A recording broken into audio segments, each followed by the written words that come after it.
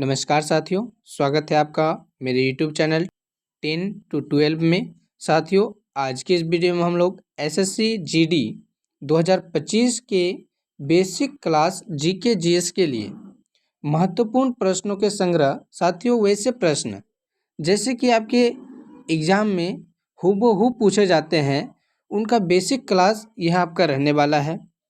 इस वीडियो के माध्यम से साथियों आप जानेंगे कि आपके एग्जाम में किस प्रकार के प्रश्न पूछे जाते हैं और साथियों आपको सर्वाधिक ध्यान किन प्रश्नों की ओर देना है। वैसे तो साथियों आपके एग्जाम में 20 प्रश्न जीके जीएस से पूछे जाते हैं, जिसमें कि आपका करंट अफेयर भी रहता है, लेकिन इस वीडियो के माध्यम से आपके सक्षम हम कुल 30 प्रश्नों को रखने वाले हैं और एक प्रश्न साथियों आपको कमेंट बॉक्स में जवाब के लिए आपके लिए छोड़ा जाएगा, अर्थात होमवर्क दिया जाएगा। तो साथियों आप लगातार प्रश्नों के इन संग्रह के लिए हमारे यूट्यूब चैनल पर बने रहिए, वीडियो पर बने रहिए साथियों। और आपको बता दें कि यह आपका बेसिक क्लास है और इसी प्रकार से आपकी तैयारी आपके एग्जाम होने तक रहने वाली है। प्रत्येक दिन आपके लिए हमारे द्वारा वीडियो बनाई जाएगी, सेलेक्टेड प्रश्नों को लाया जाएगा, पीवाईक्यू प्रश्नों को कराया जाएंगे और साथियों पीवाईक्यू प्रश्नों के साथ साथ आपको प्रैक्टिस सेट के प्रश्नों को भी दिया जाएगा। और एक खास बात यह है साथियों कि इन प्रश्नों को आपको फ्री में टेलीग्राम चैनल के माध्यम से पीडीएफ डाउनलोड करके फ्री में दिया जाएगा साथियों। तो आप चाहते हैं यदि इन प्रश्नों को आप देखें और इनका नोट बनाएं साथियों, रिवीजन के लिए आपके लिए पीडीएफ हो, तो आप हमारे टेलीग्राम से जुड़ सकते हैं, लिंक आपको डिस्क्रिप्शन में दिया गया है। तो बिना समय गवाए चलेंगे आज के प्रश्नों की ओर। उससे पहले साथियों आपको बता दें, यदि आपने अभी तक हमारे YouTube चैनल को सब्सक्राइब नहीं किया है तो अपनी तैयारी को बेहतरीन बनाने के लिए हमारे YouTube चैनल को आप सब्सक्राइब जरूर कर दीजिए। अपने दोस्तों तक, अपने परिवार के सदस्यों तक या कोई भी साथियों आपके रिलेशनशिप के सर्कल में जो भी एसएससी जीडी की तैयारी में लगे हुए हैं उन तक वीडियो को जरूर शेयर कर दीजिए, ताकि साथियों वही भी बेसिक से अपने पढ़ाई को जारी रख सके और अपने एक सीट को पक्का कर सके, अपने सिलेक्शन को पक्का कर सके। तो साथियों आशा करेंगे आपने सब्सक्राइब कर दिया होगा। तो आपका बिना समय गवाए चलेंगे आज के प्रश्नों की ओर। पहला नंबर प्रश्न है साथियों, आपसे पूछा गया है, मुस्लिम लीग ने भारत विभाजन की मांग सबसे पहले कब की थी? मुस्लिम लीग ने भारत विभाजन की मांग सबसे पहले कब की थी? तो साथियों आंसर के रूप में आपको दिख रहा होगा 1940 ईस्वी में। 1940 इस प्रश्न का आपका बिल्कुल सही उत्तर हो जाएगा, आपको ये बात याद रखनी है। चलेंगे उसके बाद अगले नंबर प्रश्न की ओर। तो प्रश्न संख्या दूसरे में आपसे पूछा गया साथियों, रतुंदी किस विटामिन की कमी से होती है? तो इस प्रश्न का सही उत्तर हो जाएगा विटामिन ए की कमी से आपका रतुंदी नामक बीमारी होती है। और साथियों विटामिन ए का यदि सर्वोपयुक्त फल माना जाए तो आपको गाजर याद रखना है कि गाजर में सर्वाधिक मात्रा में विटामिन ए पाई जाती है और विटामिन ए की कमी से साथियों आंखों की रोशनी में भी कमी आ जाती है, इसलिए हम लोगों को गाजर खाते रहना चाहिए। आपको बात भी पता होनी चाहिए। चलेंगे उसके बाद अगले नंबर प्रश्न की ओर। साथियों आपका अगला नंबर प्रश्न संख्या 3 है, जिसमें कि आपसे पूछा गया है, आर्य समाज की स्थापना किसने की? इसका सही उत्तर हो जाएगा स्वामी विवेकानंद जी ने आर्य समाज की स्थापना की थी। काफी महत्वपूर्ण प्रश्न है साथियों, आपको ये बात याद रखनी है। उसके बाद प्रश्न संख्या 4 है आपका, जिसमें कि आपसे पूछा गया है, पंजाबी भाषा की लिपि कौन सी है? तो साथियों गुरुमुखी लिपि पंजाबी भाषा की लिपि है। यही आपसे पूछ लिया जाए कि हिंदी भाषा की लिपि कौन सी है, तो देवनागरी आपको याद रखना है। देवनागरी आपको याद रखना है साथियों। देवनागरी लिपि में आपकी हिंदी भाषा लिखी जाती है और गुरुमुखी लिपि में आपकी और पंजाबी भाषा साथियों गुरुमुखी लिपि में लिखी जाती है। दोनों ही बात आपको याद रखनी है। चलेंगे उसके बाद प्रश्न संख्या 5 की ओर, जिसमें कि आपसे पूछा गया है साथियों, दूध से क्रीम किस प्रक्रिया द्वारा बनाई जाती है? तो साथियों जीके जीएस के सेशन में ये आपका साइंस से प्रश्न है, आपके एग्जाम के लिए काफी महत्वपूर्ण है। यह प्रश्न आपके एसएससी जीडी में काफी बार पूछा गया है। साथियों आपको इस प्रश्न का उत्तर याद रखना है, अपकेंद्रीय बल। दूध से क्रीम बनाने की विधि को अपकेंद्रीय विधि बोलते हैं और ये बल जो प्रयोग में लाया जाता है उसे साथियों अपकेंद्रीय बल बोलते हैं। आपको ये बात याद रखनी है साथियों, काफी महत्वपूर्ण प्रश्न है आपके एग्जाम को लेकर। उसके बाद प्रश्न संख्या 6 में आपसे पूछा गया साथियों, कागज का आविष्कार किस देश में हुआ? तो साथियों यदि बात करें कागज के आविष्कार या फिर मृदा का आविष्कार साथियों, मुद्रा का आविष्कार, तो सही उत्तर हो जाएगा इसका चीन। इसके अलावा आपको कभी कभी प्रश्न घुमा के पूछ लिया जाता है कि ताश का आविष्कार किस देश में हुआ? तो साथियों आपको ये बात भी पता होनी चाहिए कि ताश का आविष्कार, मुद्रा का आविष्कार या फिर कागज का आविष्कार आपसे पूछा जा सकता है। इन तीनों प्रश्नों का सही उत्तर हो जाएगा चीन। आपको साथियों ये प्रश्न इंपोर्टेंट प्रश्न के रूप में याद रखनी है। तीनों ही प्रश्न को घुमा के पूछा जा सकता है। आपको याद रखना है कि चीन देश एक ऐसा देश है जहाँ पर कागज का आविष्कार हुआ, जिसके माध्यम से ताश बनी और मुद्रा बनी साथियों। तो चलेंगे उसके बाद अगले नंबर प्रश्न की ओर। साथियों आपका प्रश्न संख्या 7 है, जिसमें पूछा गया आपको किसे सीमांत गांधी कहा जाता है।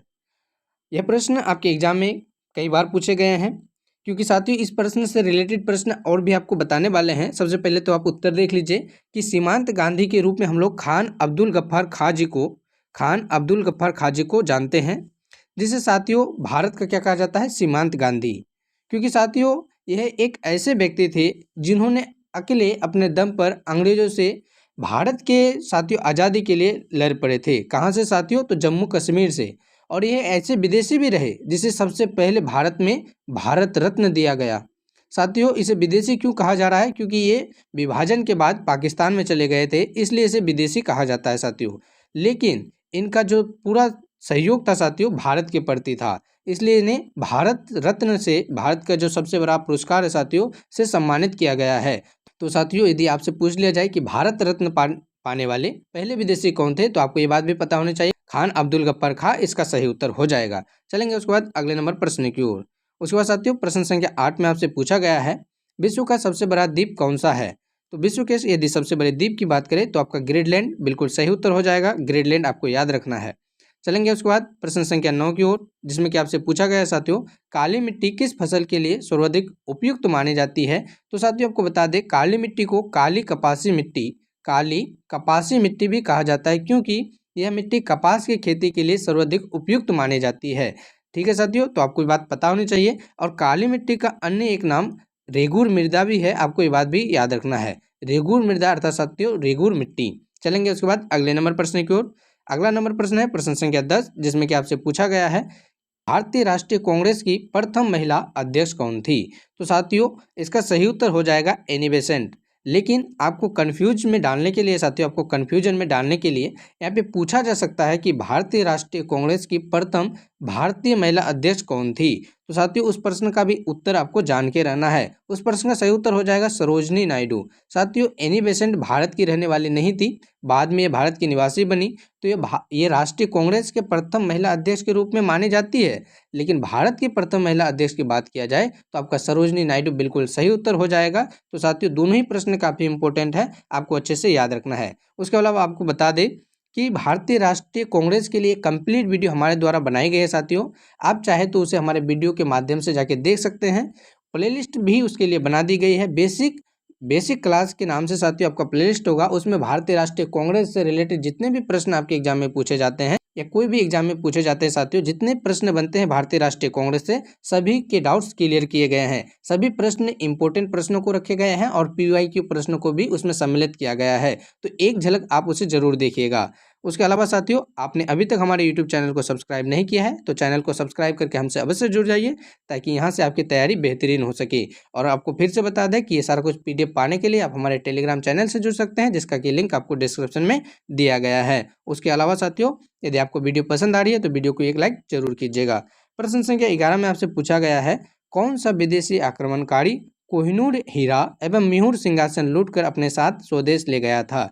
तो सही उत्तर की बात करें तो सही उत्तर हो जाएगा आपका नादिर शाह, जिसे साथियों ईरान का नेपोलियन भी कहा जाता है। ये प्रश्न काफी महत्वपूर्ण है साथियों। नादिर शाह को ईरान का नेपोलियन कहा जाता है। यदि प्रश्न के रूप में आपसे पूछ लिया जाए कि भारत का नेपोलियन किसे कहा जाता है साथियों, भारत का नेपोलियन किसे कहा जाता है, तो आपको याद रखना है कि समुद्रगुप्त को भारत का नेपोलियन कहा जाता है। काफी बार पूछा गया प्रश्न है, आपके एग्जाम के लिए साथियों काफी महत्वपूर्ण रहने वाला है। आपको दोनों ही प्रश्न याद रखने हैं, ईरान का नेपोलियन नादिर शाह, भारत का नेपोलियन समुद्रगुप्त, और साथियों कोहिनूर हीरा मिहुर सिंहासन लूट के ले जाने वाले शासक वो भी थे नादिर शाह। चलेंगे उसके बाद अगले नंबर प्रश्न की ओर। प्रश्न संख्या 12 में आपसे पूछा गया साथियों भारत में सबसे पुरानी पर्वत श्रृंखला VVI प्रश्न है साथियों आपके लिए। ये प्रश्न आपके ज्योग्राफी से है और कई बार पूछा गया प्रश्न है। तो साथियों भारत की सबसे पुरानी पर्वत श्रृंखला की बात करें तो अरावली पर्वत श्रृंखला आपका बिल्कुल सही उत्तर हो जाएगा। आपको ये बात पता होनी चाहिए। साथियों मोस्ट इंपोर्टेंट प्रश्न है, नोट करते हैं तो नोट करके इसे जरूर याद कर लीजिए, या PDF पाने के लिए आप हमारे टेलीग्राम से जुड़ जाइए। उसके बाद आपका अगला नंबर प्रश्न है प्रश्न संख्या 13 के रूप में आपसे पूछा गया है धरती के तल का लगभग कितना प्रतिशत पानी है। साथियों आपको बता दें 29% लगभग आपका भूस्थल है और बचा 71% स्थल पे साथियों जल ही जल है। लेकिन इतने बड़े विशाल क्षेत्र में पानी रहने के बावजूद भी मात्र 2.5 से 3% पानी ही पीने लायक है, क्योंकि साथियों शेष पानी या तो नमकीन है या बर्फ के चादरों के रूप में बिछी हुई है, जैसे कि हिमालय में हो जाएगा, आपका अंटार्कटिका महादेश में हो जाएगा। उसके अलावा साथियों समुद्र में जितनी भी पानी होती है उसे पीना संभव नहीं होता है, क्योंकि साथियों उसमें नमक का घोल मिला हुआ होता है, नमक का विलयन होता है साथियों, जिसके कारण वो खारा होता है। उसके बाद चलेंगे प्रश्न संख्या 14 की ओर, जिसमें कि आपसे पूछा गया है भारत की सबसे लंबी स्थलीय सीमा किस देश से लगती है। तो साथियों काफी महत्वपूर्ण प्रश्न है, चाहे आप कोई भी जनरल एग्जाम की तैयारी कर रहे हो या एसएससी जीडी की प्रश्नों को देख लिया जाए, तो साथियों उसमें भी ये प्रश्न पूछा गया है कि भारत की सबसे लंबी स्थलीय सीमा किस देश से लगती है। तो आपका बांग्लादेश, भारत का पड़ोसी देश, सही उत्तर हो जाएगा साथियों। और यदि बात करें कि इसकी आज़ादी की, तो 1971 ईस्वी में यह देश आज़ाद हुआ था। किससे साथियों? तो पाकिस्तान से। पहले यह देश पाकिस्तान में सम्मिलित था। चलेंगे उसके बाद अगले नंबर प्रश्न की ओर। प्रश्न संख्या 15 में आपसे पूछा गया है हमारे सौरमंडल का सबसे बड़ा ग्रह कौन सा है। तो साथियों आपको बता दें ग्रहों की संख्या कुल 8 है, जिसमें सबसे बड़ा ग्रह की बात करें तो आपका बृहस्पति हो जाएगा द्रव्यमान की दृष्टि से। और साथियों इसके एक और विशेषता यह है कि सबसे अधिक उपग्रह भी बृहस्पति ग्रह के ही हैं। सबसे अधिक उपग्रह किस ग्रह के हैं साथियों? तो बृहस्पति, यह सबसे बड़ा ग्रह भी है। और साथियों इसके विपरीत यदि बात करें सबसे छोटा ग्रह की, तो बुध आपका बिल्कुल सही उत्तर हो जाएगा। बुध ग्रह सबसे छोटा ग्रह है, सबसे बड़ा ग्रह बृहस्पति है। मानव का रहने का स्थल साथियों एकमात्र ऐसा ग्रह है पृथ्वी जिसमें जीवन संभव है, क्योंकि यह उस हिसाब से वातावरण है साथियों। मानव के सांस लेने के लिए वायु है एवं पोषण के लिए अनेक प्रकार के फल एवं साथियों खाने उपलब्ध है, पोषण तत्व उपलब्ध है। तो साथियों पृथ्वी में ही एकमात्र ऐसा ग्रह है जिसमें जीवन संभव है। सबसे बड़ा ग्रह बुध, सबसे छोटा ग्रह बृहस्पति। और साथियों चमकीला ग्रह या भोर का तारा या सांग का तारा यदि पूछ लिया जाए तो शुक्र ग्रह आपका बिल्कुल सही उत्तर हो जाएगा। शुक्र ग्रह से प्रश्न आपके पूछे जाते हैं, आपको ये बात याद रखनी है। इसे भोर का तारा, सांग का तारा या सबसे चमकीला ग्रह के रूप में जाना जाता है, आपको पता होनी चाहिए। उसके बाद प्रश्न संख्या 16 में आपसे पूछा गया साथियों किस नदी को बिहार का शोक नदी कहा गया है। तो काफी इंपॉर्टेंट प्रश्न है। कोसी नदी को बिहार का शोक नदी कहा जाता है।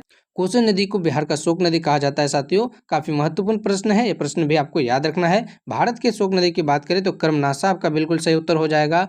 उसके अलावा साथियों यदि असम के शोक नदी की बात करें तो आपका ब्रह्मपुत्र नदी जो भारत की सबसे चौड़ी नदी है और विश्व के 10 सबसे बड़ी नदियों में से एक है, आपका बिल्कुल सही उत्तर हो जाएगा। चलेंगे उसके बाद अगले नंबर प्रश्न में। अगला नंबर प्रश्न है प्रश्न संख्या 17, जिसमें कि साथियों आपसे पूछा गया है गैस सिलेंडरों से गैस लीकेज का पता लगाने के लिए उसमें गंध युक्त पदार्थ को मिलाया जाता है। किस गंध युक्त पदार्थ को मिलाया जाता है? तो साथियों आपको बता दें जिस गैस का हम लोग अपने खाना बनाने के लिए उपयोग करते हैं उस गंध में नाम मात्र की भी सुगंध नहीं होती है या गंध नहीं होती है। तो साथियों यदि लीक हो जाए तो इसका पता लगाने के लिए उसमें दुर्गंध युक्त पदार्थ मिला दिया जाता है, जिसका नाम है इथाइल मरकेप्टन। ये इथाइल मरकेप्टन ही साथियों जो एलपीजी गैस होती है मिलके बदबूदार बन जाती है या साथियों गंध का एहसास कराती है। इसके द्वारा साथियों यदि गैस में लीकेज हो जाता है या फिर पाइप में लीकेज हो जाती है तो उसका पता हम लोग को चल जाता है बड़े आसानी से। तो इथाइल मरकेप्टन मिलाया जाता है, जो कि आपको याद रखना है। उसके बाद प्रश्न संख्या 18 में साथियों आपसे पूछा गया है वायुमंडल में सबसे अधिक गैस का प्रतिशत कौन सा है। साथियों सबसे अधिक गैस प्रतिशत मात्रा में कौन सी गैस है? आपको याद रखना है कि नाइट्रोजन इसका बिल्कुल सही उत्तर हो जाएगा। यह साथियों हमारे वायुमंडल में लगभग 78% विद्यमान है। यदि बात करें ऑक्सीजन की तो मात्र 21% विद्यमान है। और उसके अलावा साथियों कार्बन डाइऑक्साइड की तो 0.03%। काफी महत्वपूर्ण प्रश्न है साथियों, तीनों ही प्रश्न आपके एग्जाम में पूछे जा सकते हैं। सबसे अधिक मात्रा में नाइट्रोजन है जिसकी प्रतिशत मात्रा 78 है। मध्य की पूछ लिया जाए तो साथियों ऑक्सीजन है अर्थात O2 21% लगभग।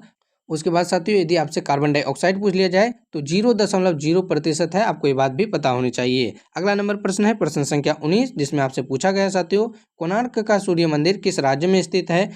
तो साथियों यदि इसकी सही उत्तर की बात करें तो उड़ीसा आपका बिल्कुल सही उत्तर हो जाएगा। कोणार्क का सूर्य मंदिर साथियों उड़ीसा राज्य में स्थित है। यह प्रश्न भी काफी इंपॉर्टेंट है आपके एग्जाम को मद्देनजर रखते हुए। चलेंगे उसके बाद प्रश्न संख्या 20 की ओर, जिसमें कि साथियों आपसे पूछा गया है किस देश से अलग होकर 1971 ईस्वी में बांग्लादेश का निर्माण हुआ। तो साथियों सबसे पहले आपको बता दें कि बांग्लादेश पहले भारत का कभी अंग हुआ करता था। उससे पहले साथियों पाकिस्तान भारत का कभी अंग हुआ करता था, लेकिन 1947 में भारत विभाजन के फलस्वरूप पाकिस्तान नाम का देश बना। उसके बाद साथियों 1971 ईस्वी में साथियों पाकिस्तान से विभाजित होकर बांग्लादेश एक अलग राज्य बना। तो आपका यहाँ पे सही उत्तर हो जाएगा पाकिस्तान से अलग होकर। हालांकि पाकिस्तान साथियों भारत से 1947 में ही आज़ाद हो गया था, इसलिए पाकिस्तान से अलग होकर 1971 ईस्वी में बांग्लादेश बना था, ना कि भारत से। तो साथियों ये बात आपको याद रखनी है। चलेंगे उसके बाद अगले नंबर प्रश्न की ओर। प्रश्न संख्या 21 है आपका।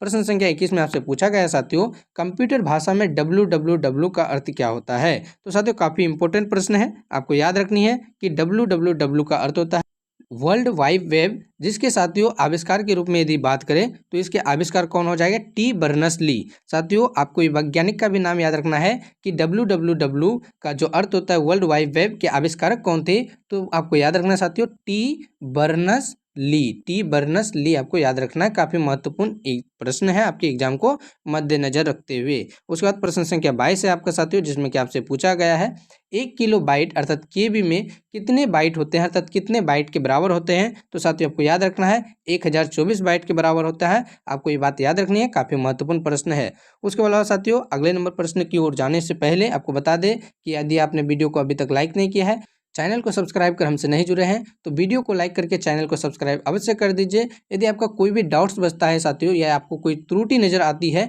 तो आप कमेंट जरूर कीजिएगा। कमेंट करके उस त्रुटि को बताने का काम जरूर कीजिएगा। और साथियों अगला टॉपिक किस विषय पे चाहिए वो भी बताने का काम कीजिएगा। प्रीवियस ईयर क्वेश्चन का जो भी सिलेक्शन है साथियों अगले वीडियो में डाल दी जाएगी। तो साथियों सबसे पहले आपको नोटिफिकेशन पहुंचे, तो उसके लिए आप चैनल को सब्सक्राइब करके इसे अपने दोस्तों तक शेयर जरूर कीजिएगा। चलेंगे उसके बाद अगले नंबर प्रश्न की ओर। प्रश्न संख्या 23 में साथियों आपसे पूछा गया है, भारतीय राष्ट्रीय कांग्रेस के 1929 के ऐतिहासिक अधिवेशन की अध्यक्षता किसने की थी। सही उत्तर की बात करेंगे तो हो जाएंगे आपका जवाहरलाल नेहरू, जो कि साथियों भारत के प्रथम प्रधानमंत्री भी चुने गए थे। 1929 में साथियों कौन सा अधिवेशन हुआ था, तो लाहौर का अधिवेशन, जिसमें सबसे पहले साथियों किसका प्रयोग किया गया था, भारतीय संविधान बनाने की मांग। हालांकि यह 1924 ईस्वी में साथियों जो आपके स्वराज पार्टी थे, जिसके संस्थापक चित्तरंजन दास और साथियों जवाहरलाल नेहरू जी के पिताजी मोतीलाल नेहरू जी ने रखी थी। उसी के आधार पर साथियों 1929 में सबसे पहले गणतंत्र दिवस मनाने की घोषणा की गई थी। किस नदी के किनारे, तो आपको याद रखनी है साथियों रावी नदी के तट पर। काफी महत्वपूर्ण प्रश्न है 1929 का लाहौर अधिवेशन। चलेंगे उसके बाद अगले नंबर प्रश्न की ओर। अगले नंबर में आपसे पूछा गया साथियों प्रश्न संख्या 24 के रूप में, जिसमें कि आपको जवाब देना है केंद्रीय असेंबली में बम फेंकने में भगत सिंह की सहायता साथियों किसने की थी, या उसके साथी के रूप में कौन थे। तो साथियों आपको बता दें यह भी 1929 की ही घटना है। 1929 की घटना जिसमें कि साथियों केंद्रीय असेंबली में भगत सिंह और उसके साथी बटुकेश्वर दत्त द्वारा बम फेंक दिया गया था। हालांकि इसमें भगत सिंह का कोई भी गलत नजरिया नहीं था, उन्हें बस अपने बातों को रखना था। और साथियों आपको बता दें इसी घटना के बाद भगत सिंह, राजगुरु और सुखदेव को फांसी की सजा हुई थी। आपको ये बात भी याद रखनी है, काफी महत्वपूर्ण प्रश्न है साथियों। कब हुई थी, तो 1931 में हुई थी। आपको अच्छे तरीके से याद कर लेना है। प्रश्न संख्या 25 है आपका, मुस्लिम लीग ने भारत विभाजन की मांग कब की थी, सबसे पहले कब की थी साथियों, तो आपको याद रखना है 1940। काफी महत्वपूर्ण प्रश्न है, आपके एग्जाम में पूछा जाता है। 26वां नंबर प्रश्न में आपसे पूछा गया है साथियों, वायुमंडल की सबसे निचली सतह को क्या कहते हैं। तो काफी महत्वपूर्ण प्रश्न के रूप में आपका सही उत्तर हो जाएगा क्षोभ मंडल। यदि साथियों आपसे पूछ लिया जाए कि वायुमंडल की सभी घटनाएं किस मंडल में घटती है, तो आपको ये बात याद रखनी है कि साथियों क्षोभ मंडल में सभी वायुमंडलीय घटनाएं जैसे आंधी, तूफान, बरसात या कुछ भी साथियों क्षोभ मंडल में ही घटित होती है। साथियों वायुमंडल की सबसे निचली सतह क्षोभ मंडल होती है। चलेंगे उसके बाद अगले नंबर प्रश्न की ओर। प्रश्न संख्या 27 में आपसे पूछा गया साथियों, पृथ्वी को 1 डिग्री देशांतर घूमने में कितना समय लगता है, तो 4 मिनट आपका बिल्कुल सही उत्तर हो जाएगा। पृथ्वी को 1 डिग्री घूमने में 4 मिनट का समय लगता है। उसके बाद 28वां नंबर प्रश्न है साथियों आपका, प्लास्टर ऑफ पेरिस किससे बनता है। सही उत्तर हो जाएगा आपका जिप्सम, क्योंकि साथियों ये काफी इंपॉर्टेंट प्रश्न है, तो आपको ये प्रश्न को याद रखना है, आपके एग्जाम में पूछा गया प्रश्न है।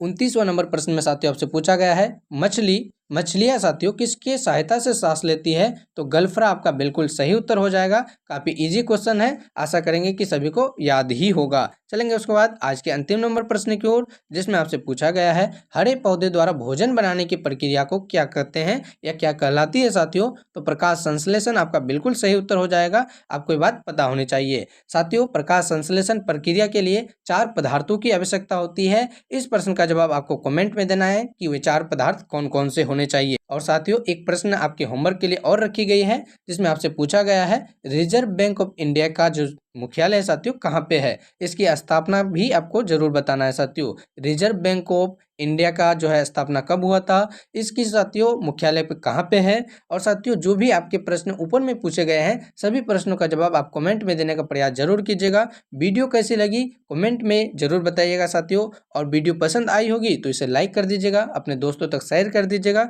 चैनल को अभी तक सब्सक्राइब नहीं किए तो सब्सक्राइब कर हमसे अवश्य जुड़ जाइए, ताकि यहाँ से आपकी तैयारी बेहतरीन हो सके। तो साथियों मिलेंगे किसी अगले वीडियो में, तब तक के लिए आपका बहुत बहुत धन्यवाद।